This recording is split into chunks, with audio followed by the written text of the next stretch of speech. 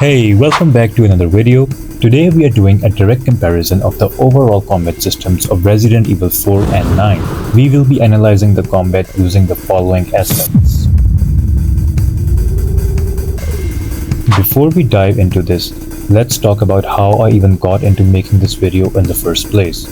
So having completed Resident Evil 9 story mode on all the difficulties and fighting my way through the insanely difficult DLC Leon Must Die Forever, which I covered in one of my previous videos, I was left with wanting some more action. With no DLC coming anytime soon, I randomly decided, hey, let's play Resident Evil 4 Mercenaries, and as soon as I started playing, I was like, wow, this feels totally different. The whole combat system of Resident Evil 4 was completely different than what I just experienced in Resident Evil 9. So this brings us here. How different are the two games, and is one vastly better than the other? So let's quickly jump into it, and then you be the judge of it as we reach a conclusion. The first thing that I noticed as soon as I played the Mercenaries in RE4 was the speed of our character. You can immediately feel Leon moving way faster compared to RE9 Leon. Leon's movements are way more swift and he just feels so agile and fluid in his motion.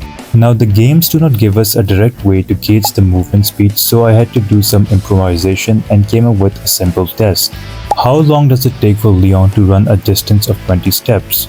So I first found two straight lines of walking distance where I took 20 steps with Leon in an almost straight line. Here is my test in action.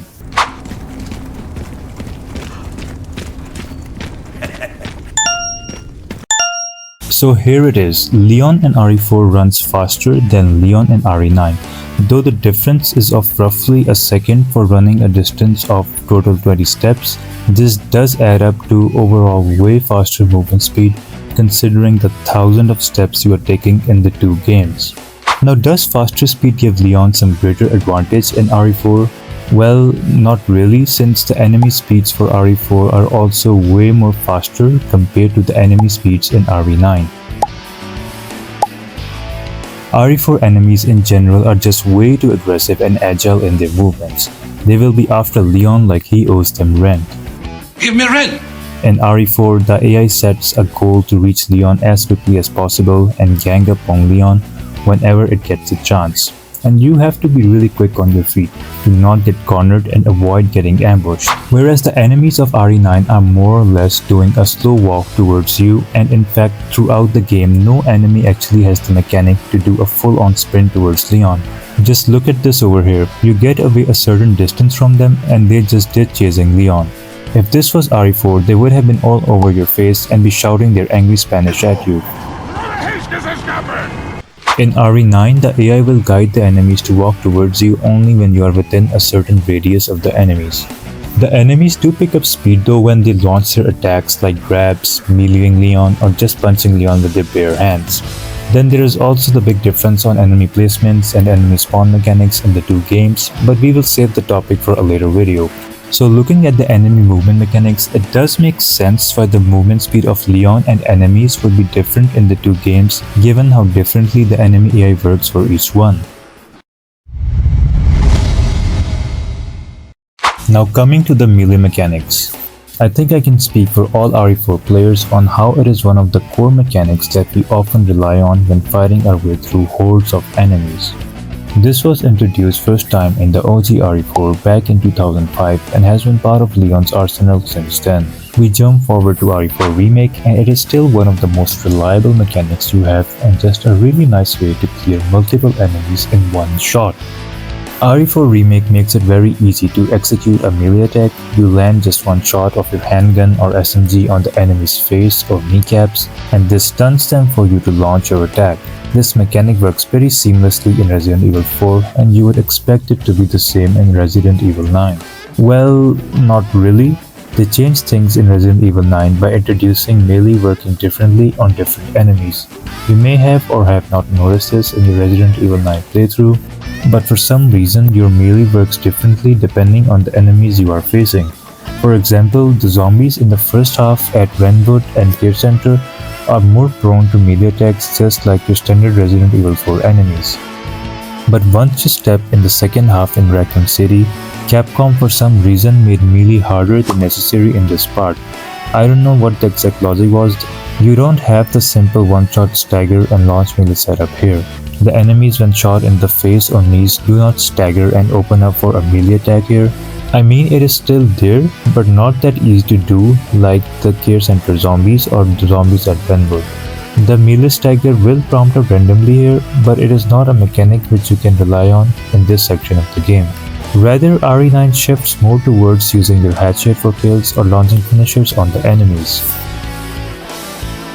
Then surprisingly, when you reach the arc, the zombies again become melee prone like your Benwood zombies. This change in the melee range is intentional or just a bug in the game, I am not sure about that.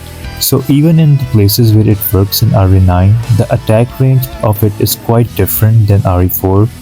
RE4 gives you a wide cone of attack, whereas Requiem has a more narrower and straight line of attack.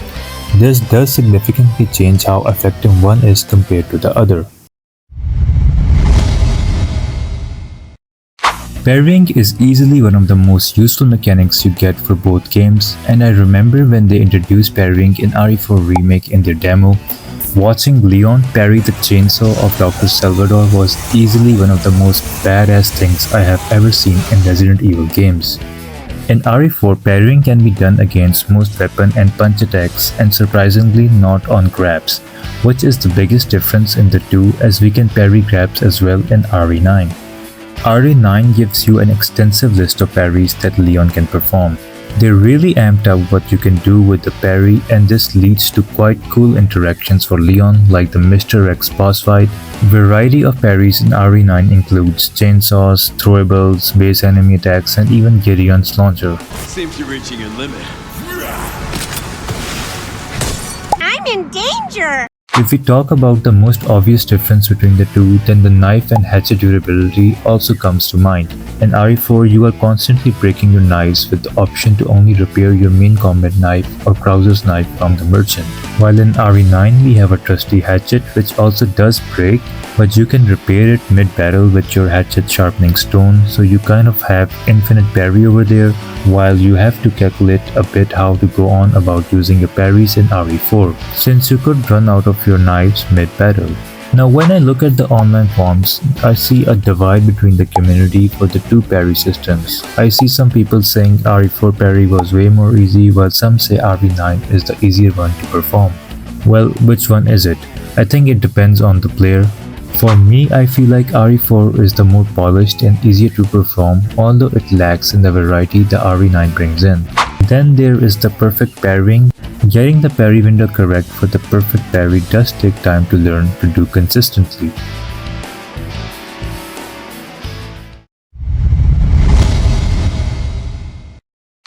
When it comes to weapons, both games give you your standard setup: handguns, SMGs, shotguns, rifles, and magnums. But they handle your choices totally differently. In RE4 Remake, almost every gun actually feels worth using depending on your playstyle. Red 9 is pure power, Black Till is all about speed, Punisher shoots right through enemies, and the starting handgun, the SG-09, gives you those juicy headshot criticals. It makes picking your loadout super fun because there's no single right answer.